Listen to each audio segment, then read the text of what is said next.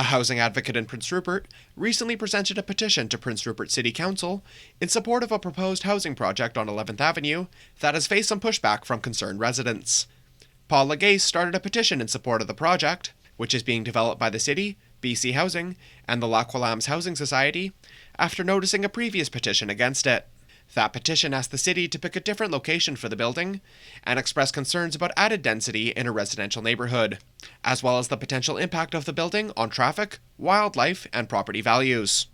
But Lagace, who works as a legal advocate at the Prince Rupert Unemployed Action Centre, argued at council last Monday that the project won't have the negative impacts its critics are predicting. And he says that Prince Rupert desperately needs more affordable housing. As it stands now, a lot of stigma might be attached to a 70-unit BC housing apartment site, but not in our neighborhood. We will welcome these folks with open arms. The stigma might serve to draw a line in the sand between various socio-economic groups. But again, we firmly believe that housing should not be a privilege, but a basic human right. Over 560 people have signed Lagace's petition. In contrast, just 90 people signed the petition against the housing development, which is now closed. Lagace also brought along a community member who supports the project. Tina Stepler says she's been living in a hotel since March 31st and is currently in a tenancy dispute with her previous landlord. In my 22 years of being on welfare, this is the worst affordable housing crisis in BC and Canada that I have seen and experienced. Stepler said she's seen how the housing crisis has grown in the city due to the loss of previous units from water, fire, or tenant damage.